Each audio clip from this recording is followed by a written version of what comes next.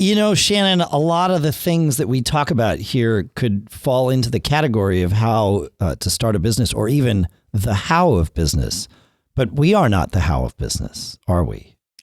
That's right. Yeah, we've got a great guest here today and from the How of Business podcast, Henry Lopez is going to join us, and he's got some great tips about running businesses as well as expanding into other areas, which I really like, his mentoring and coaching. And it's a great show. He's a great resource. Yeah, he has had his own experience. There are many parallels to a lot of the topics that we talk about here on the show all the time.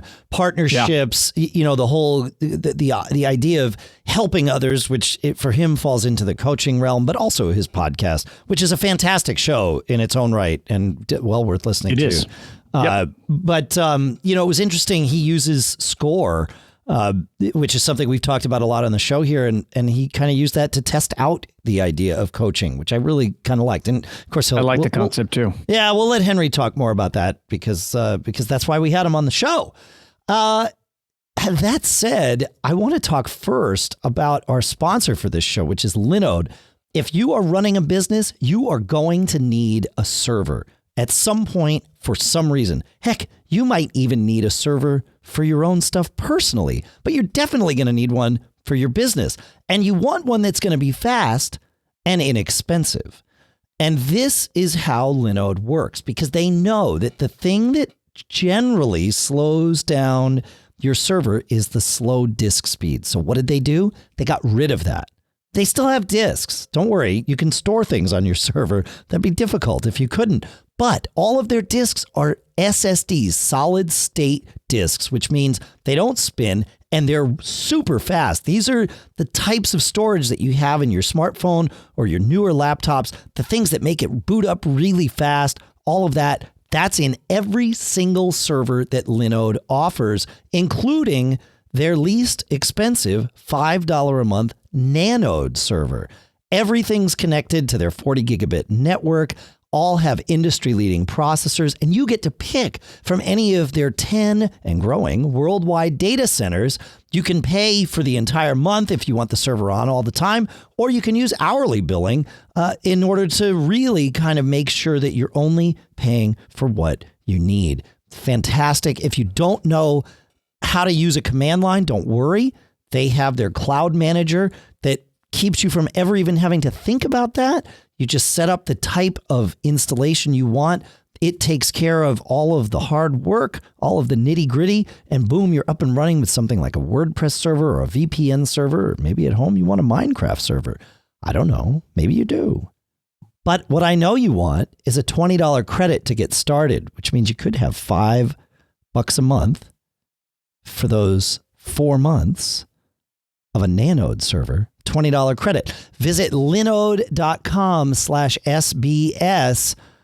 Check that out with a $20 credit. And our thanks to Linode for sponsoring this episode. And this episode, you ask? Well, this is the Small Business Show. I'm Dave Hamilton. He's Shannon Jean. Let's go.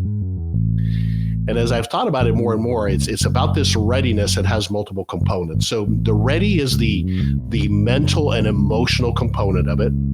The willing is am I willing to make the sacrifice of what it takes to get started in business? And then the able is, can I afford it? Can I afford the money? Can I afford the time? Can I afford the energy, the health? So that's what I mean by ready, willing, and able. I actually break those down. But at the heart of it, though, one of the key components that comes out is, are you ready to overcome the fear of failure, and specifically the fear of embarrassment as a result of failure?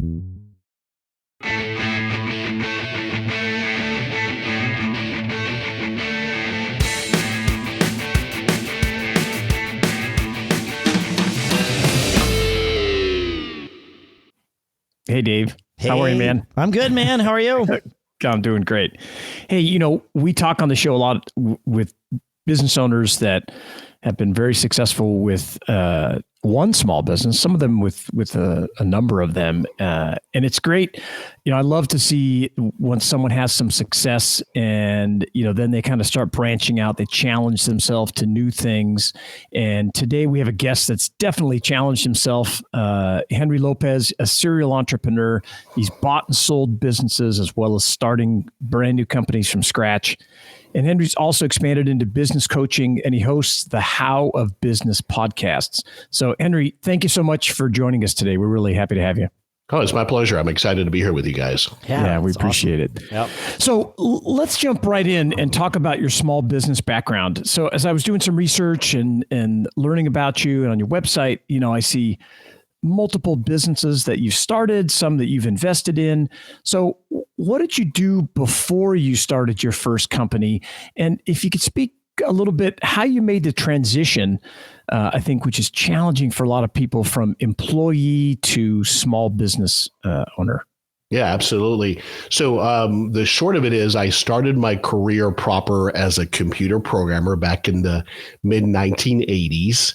And I then went from programming and back of the house stuff, segued into sales and marketing for several different large software vendors selling software solutions to large corporations. But I always, from earliest days, wanted to be my own boss. I just either didn't have the wherewithal or the courage or the opportunity or what have you. I call it, I didn't have the vehicle to get there, but it was always something I wanted to do. And early days, as I've thought back about it, it was about control. And we can talk more about that.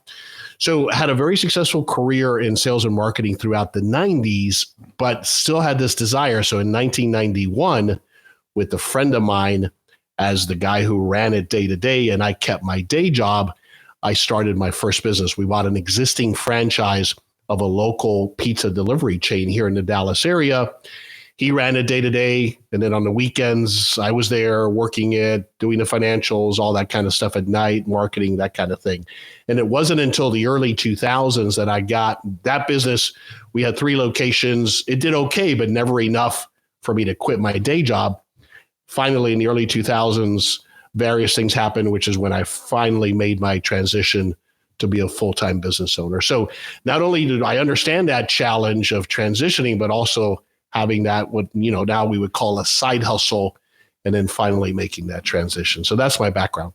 Yeah, that's great. I love that you saw the need to reach out to someone else, to partner with someone that could, do the day-to-day stuff while you kept your foundation, going until you could transition out. I think that's very smart. Mm-hmm.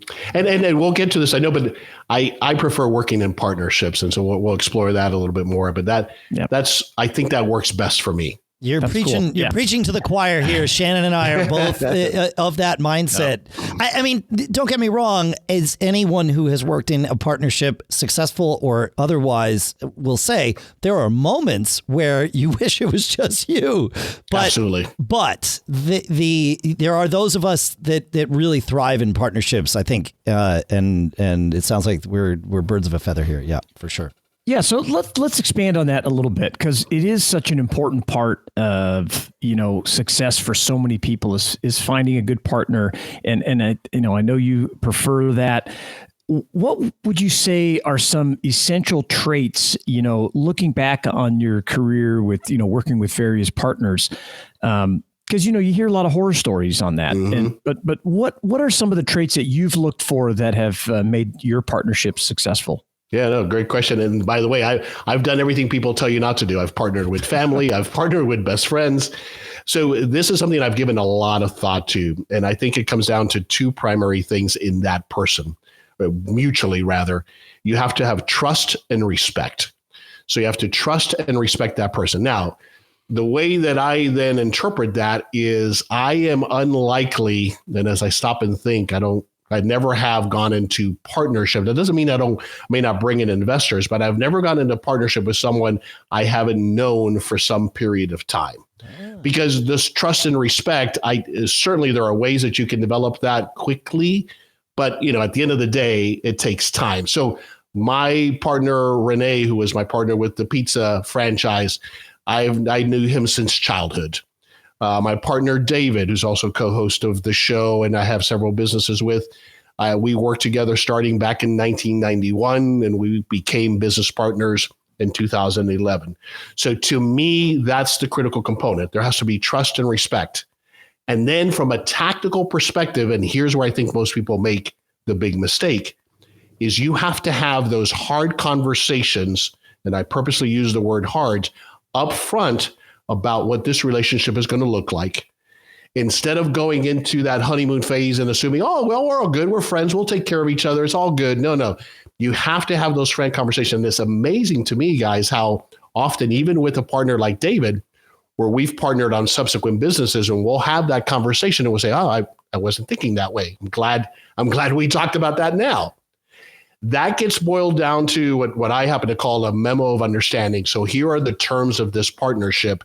And then you must have a legally binding partnership agreement that covers all of the possible scenarios, including, I want to be in partnership with you, Dave, but I may not want to be in partnership with your wife if something happens to you. Yeah, that's right. Yeah, no, for sure. Right. You are. So you are talking about all of those things. Yeah. Talking about all those things up front is as important as the fundamental components of trust and respect.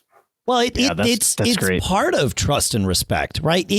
Good point. Yeah. You need to have that trust and respect in order to go into that conversation. Otherwise, whatever you say in there doesn't really matter if you don't trust and or respect the person on the other side, and vice versa, right? But yeah, you need to. I think you need some trust in order to have that hard conversation, right? If you don't have trust there, those conversations are even harder, I think. Yeah, that makes sense. That makes sense. Yeah, and so you talk about this memo of understanding. I imagine it's similar to what we refer to as a working agreement. Does that lead to this partnership agreement eventually? You kind of work it out, this memo of understanding, and then that becomes kind of the framework for the agreement? Absolutely right. Exactly. Okay, so it's just a bullet pointed. Yep. I mean, it could be an email exchange. It's about putting to paper the things that we're agreeing to. And then also it's about identifying, in this area, we're going to need the help of an attorney. Now, all of it gets boiled down to your point, obviously. It all goes to an attorney at the end to draft a proper legally binding partnership or operating agreement. But not only does it facilitate that conversation. So what I give to my clients is a checklist to kind of walk through not all of them, but probably 90% of the questions you want to ask. Not only does that facilitate the conversation, but it then saves you a little bit of money also, or it can, with the attorney, instead of walking into an attorney and saying, hey, we want to be in business together. What should we do? So you've kind of addressed all. Then you use the attorney for those tough things. Like, I don't know. I think the buy-sell should be structured this way, but I'm not sure about this. What do you think? And so it facilitates that conversation even with the attorney. Yeah, that's great. That's good. And I mean, and you may have had this happen as well. I mean, I've had prospective partnerships that we couldn't even get past the working agreement. You couldn't put it together, and you're like, wow, I'm sure glad that we tried to do this, because if we can't agree on this stuff, I mean, it's you don't have that good foundation to go from. Absolutely right. No, that's cool. That's really great. So looking at the list of businesses that you've been involved in, they're pretty diverse. And I was trying to come up with this thread of continuity with each of them, but I couldn't find it. So, I mean, am I missing that, or did you expressly set out to do something different each time, with a new type of business? So the theme was not obvious. Huh? Yeah. Maybe looking back, you can tie it in, but yeah, exactly. No, so it's a great question and a great insight. It has been about opportunity. So my approach had been one of being opportunistic, either because somebody brought me something that I was interested in, or we came up with a new idea. Then it kind of began to mature to a little bit. For example, the software solution we have for maintenance in the car wash industry, well, that was obviously a spinoff or a spawn from being in the car wash industry. And now I tend to look at things. My primary criteria is, it'll allow me the independence of location. I don't want to be tied myself to any brick and mortar location. So that's important. But really, the truthful answer is that I suffer from shiny object syndrome. You guys talked about this in one of your episodes. I think it was episode 251. You were talking about shiny object syndrome. And so part of it has been about learning how to manage that more than anything else, to be honest. Yeah, no, that's good. And I do like, where you look, you're like, well, they're all opportunistic based, right? And I think that's a good insight. And then you kind of have to tether that, with the shiny object thing, so you don't go down too many rabbit holes. But but if you don't chase after some of them, you're going to miss those opportunities. That's right. Now, what it leads to, and we'll get into, is you got to be careful. Then, are you spinning too many plates, and what are you doing well? But yeah, that's why there is no theme there. It has been a matter of what opportunities have come our way. We had a sweet salon business that you may not have even seen on there. Maybe it was. I saw it. Yeah. So you would think, how the heck did I get in that business? In fact, I didn't even know what that was until I got in that business. But my family and I, that was my first venture with my brother and his wife, myself and my wife. And we looked for a business. We went through a search process for like 6 months. We methodically went through a search. And then my friend, actually, David Begin, had a friend here who owned these 2 locations, said, hey, you should go take a look at this business. And we checked it out and it was like, this is interesting. This is really property management. We can do this. And so that's kind of, again, an opportunity that presented itself. And then in the process, we had hired them to help us build one. But as they got to know us, they said, hey, we might be interested in selling ours. Oh. And so that's how we got into that business. Oh, that's cool. Yeah, I love that. Those are great stories, and being open to that stuff. So that's on the your key website, to being opportunistic, right? I think so. Yeah. I mean, I wouldn't be in the businesses that I'm in if it weren't for being opportunistic. Now, it just so happens that it's pretty easy if you, I think, although maybe my perspective is the least important one. It's pretty easy to draw a path back for me, right? But the reality is, like, the day before we started Mac Observer, I had no intention of being in the publishing business, not in the least, but it happened. Right. And the same with you and me with Deals on the Web, Shannon. You came to me with absolutely. that. And it was like, oh, yeah, this works. It's an opportunity. It's an opportunity. Yeah. Yeah. So you got to be open to at least having the conversation. And I think part of the trick is, if you're going to be successful as an opportunistic entrepreneur, you've got to be able to make those judgment calls very, very quickly, because you will wind up getting pitched a lot of ideas, and you got to be able to really evaluate it. And for me, it's mostly trusting my gut on stuff. I mean, there's obviously some fundamentals that you can go through, as well, but there's never a guarantee on anything. So you've got to be able to trust your gut a little bit. Yeah. Absolutely. You were talking, I think it was you, Dave, was talking about that on an episode recently of your show, that you're not a big believer in putting together pro formas. I tend to lean that way. Okay. I'm analytical, but David is much more seat of the pants, kind of go with it. And so that's the other way that in partnership, we balance each other. Totally. Yeah. Smart. Yeah. That's smart. That's great. For sure. Yeah.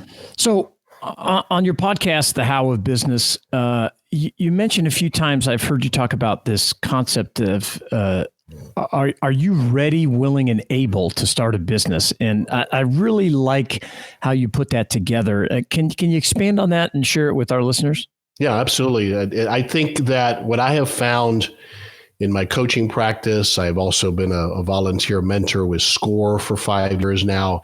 Nice. And one of the things that, I'm always looking at, what are these common things when I work with people that are excited about an idea, but then they get stalled or they do nothing. And as I've thought about it more and more, it's about this readiness that has multiple components. So the ready is the mental and emotional component of it. The willing is am I willing to make the sacrifice of what it takes to get started in business? And then the able is, can I afford it? Can I afford the money? Can I afford the time?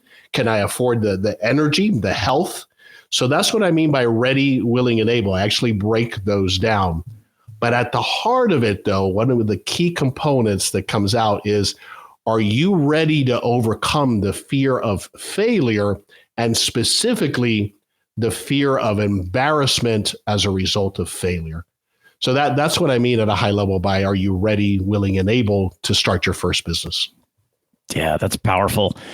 I can, recall being in all those phases, and even not really even wanting to put a sign on our building because I was worried that somebody I knew would drive by and if it, and if things didn't work out the way I wanted them to, and it's a real challenge to come over that, or to get over those fears, for sure. Absolutely. You guys talked about some of this. I think it was episode 223, focusing on your subconscious to help you succeed, I think is the title of that episode. Yep. I like that episode because it talks about some of those same things. What we really find is that it's that story that, we've either written for ourselves or unfortunately somebody else has written for us. And it's all that indoctrination that is really designed to make us employees, not business owners, that leads to this fear. And so what I have found, there are some people, and this is part of assessing, is it really because I'm not in a financial position yet? Or is it really the reason I'm not moving forward is that I'm afraid of the embarrassment of failure? And that holds so many people back from accomplishing anything in life, really, but particularly getting in business. One of our favorite callbacks to an interview that we had early on was when somebody was on the show and said, I have to avoid making fear-based decisions. Oh, yeah. It was Brian Friss from Digistore. Yep. Said that. And powerful. Man, I mean, that sent a shockwave through me when he said it. It was like, yes, this crystallizes it. That's it. You have to. I mean, look, we're afraid for reasons. Like, of course. It is important to acknowledge the foundation of any fear that you notice, but making decisions based on that, especially repetitively, can crater you. And I mean, that's a lesson I've shared with my kids. It's that goes beyond business. That's just a good life lesson. But yeah, man, you're right. You're right. Yeah, it does. Sure. And the word that I use is courage. To me, the definition of courage is not the absence of fear, but is in fact the opposite. It's having fear, but nonetheless, of course, fear is there for a reason. It's hard, in part it's to keep us from getting eaten by the saber-toothed tiger, right? So we got to acknowledge it and respect it. But often it's this fear of what others are going to think about me. I have to face those fears and move forward. And that's courage, facing your fears and doing it anyway. Yeah, if it's a fear of what other people are going to think, that's not quite on the scale of the saber-toothed tiger. It's not. Yeah, it's true. The question I always ask people there is, ask yourself this as you're getting ready to go into this first venture, especially if it's your first venture. What is my worst case scenario? What will it look like? I actually want you to think through that, financially in particular, if this venture fails. And what I've found is that for most people, it's good. It's not going to be good. I'm going to lose some money, but I'll probably just go get another job or try again, right? If it's going to be catastrophic, then you're probably starting too big. You may want to scale back a little bit. But usually that worst case scenario is not as bad as we make it sound like it could be. Yeah. It's easy to talk yourself out of it when you have that fear. That's for sure. That's right. Yeah. So we're talking about your podcast, The How of Business. Tell us how you got started. What was the impetus for starting the podcast, and what do you focus on each week on the show? So when I think back to when I started 3 years ago, the thing that drove me is I'm, as you guys are, a big voracious reader of business related stuff, biographies, books, business books. It all is all great, and I still read it, but it seemed to me like it was focused on bigger companies than my little micro business. So what I wanted to provide is a resource for that small business owner like me that wears all the hats, that's looking to grow. And of course, it's also evolved into, I've got a lot of listeners, as we've talked about, that are looking to start their first business. So it's pretty simple. It's about having a diverse range of topics, guests, as well as episodes that I just do myself and David, helping people start, run, and grow a small business. I focus on actionable information and hopefully a little bit of inspiration. That's great. Yeah, we're huge champions of that type of person, and I think it's awesome. The more resources that we can give them, the better. That's right. That's cool. Okay, I looking at your business list on your website at thehowofbusiness.com. I also see you've purchased some existing small businesses, you've started some new ones from nothing. Talk about the challenges of buying versus starting something new. Mm-hmm. It's a big challenge and a great topic. if I look back about 5 years ago, I would have said that I was in a position as an entrepreneur where I would probably not have considered buying an existing business. And I can't even tell you all the reasons why. I think it's lack of maturity. And as you develop in business, you kind of see things differently. And having guests on the show who have spoken to this topic in part has helped me with this education. David Barnett is a good example of a guest, a friend of mine who focuses on helping people buy existing business. And it's really made me look at it a very different way. So I think, not just me, there are advantages and disadvantages. If I look at buying an existing business, the obvious thing is that hopefully this is an ongoing profitable concern that has history that I can look at instead of trying to, put together a financial pro forma, which is just a guess at best, right? So there's something there that I can analyze. And of course, that appeals to me to see that this is what it's done. Here's what it's doing. Here's what it can do. So there's something there. They've already opened the doors and people came, right? Okay. Sure. There might be other advantages. There might be a brand that they've created. They may have a lease in place that's extremely favorable. They may have a territory if it's a franchise. And then the other component is that when it comes to lending, you are in a lot better position often to be able to borrow money for an existing profitable business than one that I'm building from scratch. Yeah. Sure. So those are some of the obvious, I think, for me anyway, advantages. The disadvantages are, and some of this is kind of maybe intuitive, but some people make this mistake, is don't buy a business that's not profitable because you think, oh, I'll be able to save it, right? Now, we can go off on that tangent, but I see that mistake over and over. So are you inheriting somebody else's problems? Do they have poor financials to begin with? But the key thing, though, that can be an exposure or a disadvantage with buying an existing business is how critical is that owner or owners or those key employees? How critical are they to the business? When they leave, do those clients go with them? Does the business go with them? And then what are you left with, right? Sure. So those are kind of the disadvantages. But, it's just a matter of analyzing every opportunity very carefully and looking at what are you really buying and doing the math. There, I do believe that you have to look at the numbers, crunch the numbers, and make sure that the return makes sense. Even I would vote for that for sure. Yeah. No. Yeah. When you're starting something out, that's where I feel like I've gotten. It's not that I'm against the numbers. It maybe to clarify my position, it's that it's really easy to get lost in them, and perhaps it's that I've had the wrong types of partners in those scenarios where it sounds like you have a very realistic view. You paint the picture, but the picture is false and or is only one potential picture. It's not necessarily false. Yeah. No, and I completely agree with you. And I'm guilty of it. I'm guilty of like what you talked about in that episode of, well, I'll just adjust the numbers and make them look the way I want them to look. So that's real. You're absolutely right about that. Yeah. And it's like, okay, well, we just got to get out there and start selling stuff. And then let's figure out what people are buying. And now, so that's where that sort of resistance comes from is I've gotten lost for like a year in one particular partnership where it was just like, we're just doing the numbers over and over again. It's like, are we going to be in business or are we going to be pushing a spreadsheet around?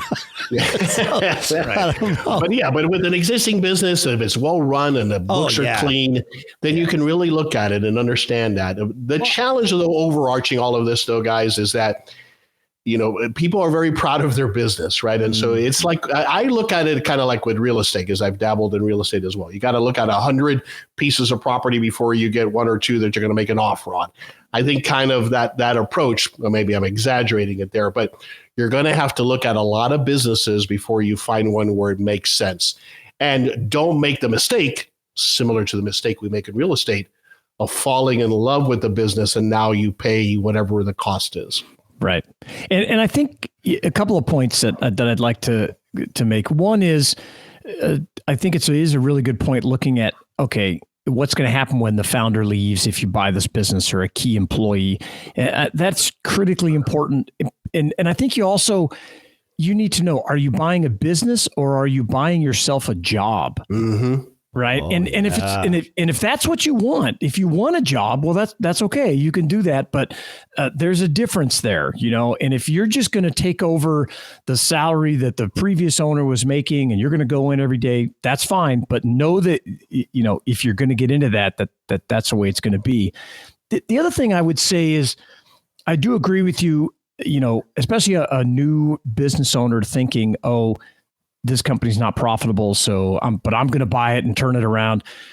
I do think there are opportunities there, but you better have a lot of experience and a number of resources at your disposal to try to turn that business around. And I would say that comes with lots of experience, financial capacity, your own, things that you can bring to the table to make up for shortfalls that they may already have. Yeah, I agree with that. And I think related to that, I kind of alluded to it with the financing. If it's a situation like that, then get creative about how you structure the deal. A lot of those kind of deals get structured so that there's an upside later if, in fact, I'm able to turn this business around. If not, then we both lose in that regard, right? Yeah. But that ability to get seller financing and then to have those there's a term for it that's escaping me, but those kind of structures where you'll get more later if I'm able to turn it around in that example. That's another advantage that gives you that flexibility. Yeah, or maybe and set it up to where maybe it's an earnout where So they're going to stick around, they're going to help, they're going to try to help you achieve some results and get things going, and then then they benefit a little bit of it as well, and they leave a more stable business that's they might be willing to tell you more about the skeletons in the closet if they have a benefit in you avoiding them. Yes, that's right. Yeah, I think that's really important that.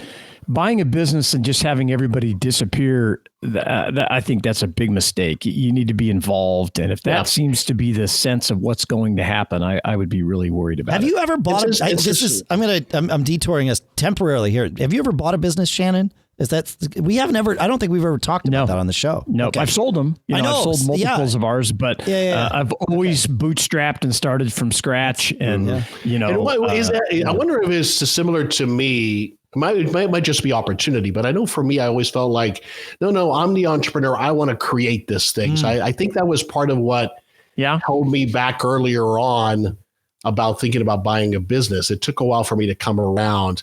Like I was like, I don't want anybody else's problems. I'll create my own problems. Sure. Thank you very much. Yeah. Well, I never wanted to work. I never wanted a job. Right. That was my thing. I don't really feel like I've worked, in 30 years because I've done this kind of stuff and created things from scratch. But I definitely used the resources I developed over time, the manpower, the expertise of people that I surrounded myself with, the financial capacity, that starting the next business was much, much easier than the first, and so on and so forth, to where you kind of knew which dials to turn and how to set things up, right? That you've learned over time. Yeah, it's just why if you would have asked me about investing in a franchise a couple of years ago, I would have said, no, I'd probably not. But I just did. I just invested in a franchise. So that's awesome. I guess that's maybe great. A good litmus test for those of us that are like evidently us, where, we're more comfortable. Although Mac Observer technically was a business we bought. So, full disclosure, although it was an interesting purchase, as I assume perhaps they all are. If you are the kind of person, if you've gotten to the point in your entrepreneurial career where you invariably are, answering people's questions and coaching people on their business and saying, well, one thing I would do if it were me is I would do X, Y, or Z. If you find yourself doing that enough, you might be ready to buy somebody else's business. That's a good point. Yeah, that's a good point. Yeah. So let's, since we're on that topic, let's talk about that. The coaching. I know that you offer that service. How did that get started, and what areas do you focus on helping other business owners? Is it just, newly getting started, or people that are having specific problems? How does it work? So I coach either people who are aspiring to start their first business or existing business owners. In fact, I just finished up a call before we got on this call with one of my clients. I have select clients because it's not the only thing I do, and it can be time consuming. It came about, though, to answer your question. I've always loved sharing and giving back, as I know you guys do. I mean, that's one of the reasons you guys do the podcast. I also find that when I talk to other business owners, albeit in that coaching capacity, I invariably learn something. It stretches my thinking. And I thought about this about probably about 10 years ago, I had this moment where I thought, well, I don't have a hobby. Like people have hobbies and I don't have a hobby. I mean, I have activities I do bike riding and I do this, but I don't have a hobby per se.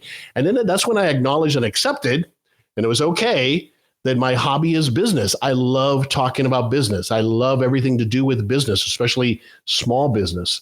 So that's kind of what got me into this. I might be good at this. I've done training before. I've done teaching before. And so that's why I started volunteering with SCORE to see if it would be something that I would enjoy doing, which I did. And then that's what led to starting the coaching practice separately. That's fascinating. Great idea. Huh. Yeah. SCORE is a great organization. And, if you're a small business owner just getting out or you just need some help, Dave, I know you've recently used them. It's been a while. I was using them for a little bit and then stopped having the time to go and talk with those guys, which I guess was a good thing. But I had some kind of major things happening in the businesses a couple of years ago where it was really helpful to just, I called it business therapy, just to go talk with somebody that didn't have a vested interest on one, in one outcome or the other than they had a vested interest in my success because that's what SCORE is there for. But other than that, it was just, business therapy, being able to go and force myself to go talk about the business as opposed to working in the business, SCORE's great. I think that's one of the, as a business coach, one of the things that if you're good at it, you do well is it's not that you have all of the answers, obviously, is that you help your clients themselves ask the right questions. So you help them think through that. And to your point, it can be, at least I know it has been for me, very isolating to be a business owner. Because that circle of friends that we have or family, while they're supportive and loving, they don't always understand. So just like you said, just to be able to think through a situation with someone who's been there is sometimes all that we need. Oh, that's it. Yeah. Oh, yeah. Absolutely. That's great. Yep. So we've talked a lot about success on the show, and it's great. And we always love doing that. But we're also really big fans of mistakes here on the Small Business Show because, not just because I've made so many. I know Dave hasn't made any, but we learn so much from them, especially being able to look back. And sometimes you have to get that distance from them to really gain something out of it. But what would you say is your best mistake? The one that really stuck with you and taught you a valuable lesson that you recall often? Let me tell you, this is a great question and topic because I believe firmly in analyzing that and learning from mistakes, but it doesn't make it any easier. Everybody tells you, fail fast, fail often. And I say, yeah, all right, but I hate it, right? Yeah. But I've had so many mistakes. So the way I put it is I've just been fortunate to have a few more successes than mistakes. Overarching, I'll start with that, is what we've already talked about a little bit, which is I got myself into trouble by trying to do too many things at once. So that shiny object syndrome, and then not doing any of them well. But specifically, the story that I thought I would share was when we had to close our second frozen yogurt location. So one of my businesses that we still have the first location of, it's called I Top It, and it's a self-serve frozen yogurt business. You all have been to one of those before? Oh, yeah. Yeah. Yeah. So like Menchie's or Yogurt Land or all of those. And so I got swept up in it in the craze of it. 2011, we were the first ones to open one in Colorado Springs, my partner, David, and I. And so that wasn't good enough to open one location. We had to open two at the same time. Right. And that second location, the lessons learned, there are so many. We thought it would be a great location. It was in the middle of a strip shopping center. At one end, there's a Kohl's. At the other end, there's a grocery store. I can't remember what the chain now. But in Colorado, if you've visited there, because of terrain, ingress and egress is a little bit more challenging in and out of shopping centers. And this one in particular, you either come in and out at either end. So kind of keep that in mind. When we were looking at this space, and by the way, of course, we had a broker. We looked at the area. My partner lives there. We thought this is a great space. It's going to be phenomenal. The right density in the area, all of those things seemed great, but it was a failure. So we had to shut it down. Now, fortunately, it was kind of breaking even. So we waited till the lease was up so we didn't have to break our lease, but we lost, easily a couple $100,000 on having to shut that business down. Fortunately, the first location is doing great, but it's still overall in that business. We're in the hole because of having to shut down that second location. Yeah. So it was embarrassing. It was just a horrible experience. Now in hindsight, I can see in part what was going on. We were getting lost in this shopping center and even as I would drive through, as you drive by, you were just making sure you didn't kill somebody with a shopping cart, not looking over to my little strip of 1,500 square feet that got lost in this bigger shopping center that had no visibility from the main road because of terrain and speed, no signage on the main road. All of those things seem obvious now, but we missed it. We just missed those things. Yeah. So that's one. And we did a podcast episode on it because it's just, and of course it was one of those businesses where we were excited and all our families knew about it and the grand opening, and then you have to shut it down. So that's one that still stings, obviously. Sure. Yeah, I've been in that where you're just like, we have to open this location. We got to find a spot. That's good enough. Let's go, and trying to get things going. Yeah. And in this one, I would say that we took our time, even though, which is the thing that's more so. I think that the big lesson is that on location, when you're talking about a brick and mortar business, as we are here, location will kill you, of course, and you never really know. So it goes back to that, you build it and they will come. Hence why this kind of a business, if you look at an existing business, then somebody else has proven that, right? Yeah, right. And one of the other reasons why, brick and mortar businesses have their own set of challenges, but that's the takeaway. No, it's great. Henry, there's some great tidbits here and really some great advice for new prospective business owners as well as, existing owners. Tell us, our listeners, the best way to learn more about your businesses, your podcast, and your coaching services. They just need to go to thehowofbusiness.com. At thehowofbusiness.com, they can find information about me, the coaching services, as well as the podcast, which is The How of Business. That's awesome. Well, I know Dave and I both, we always say that we're the ones that learn the most on this show, and definitely on this episode, I picked up some great tips, and thank you again for being our guest. Thank you. I appreciate it. I appreciate the opportunity, and I always learn something as well. That's one of the reasons I do podcasting. Yeah, no, that's the best part. Thank you so much, Henry, and we'll see you next time. Man, I love smart people like Henry. That's freaking awesome. Yeah, that was great. That was really good. I love, the lessons about the partnerships. And I mean, there's just so much good info here. And I would just encourage anybody, to add the How of Business podcast to your playlist. Just keep doing that. It's great. Yeah, absolutely. Yeah. Well, and for full disclosure, Henry's How a Business podcast is one of the shows we represent for the sponsorships here at Backbeat Media. So we already agree that Henry's show is a great show, but for good reason. I mean, and you can see why we pick the hosts that we do and the publishers that we do, because folks like Henry are fantastic. It was great talking to him so many times. I felt like, not only did he do his research about us and calling back to all those episodes, which was fantastic and also a little flattering, but he thinks a lot like we do, and it was nice to kind of get some validation on some of our crazy ideas here. So it's great. Good. I love the ready, willing, and able concept, and that's really good. Yeah. And his willingness to help and everybody volunteering. We love helping you guys at home and starting, whether you're just getting started thinking about it or you've been around for a while. We're glad to help. We'd love your feedback as well. One of the best ways to do it, and I know you hear this at every podcast, but it really works. Leave us a 5-star review at your podcast directory of choice. It'll take you about 30 seconds, and it has a big impact on Dave and our lives together. So it's really cool. And on the Small Business Show. So we bring in more people, get better guests for you. Those reviews really stack up. Yeah. And so thanks for listening. Thanks to our sponsor, linode.com/SBS. Keep living that charmed life, and we will see you next week.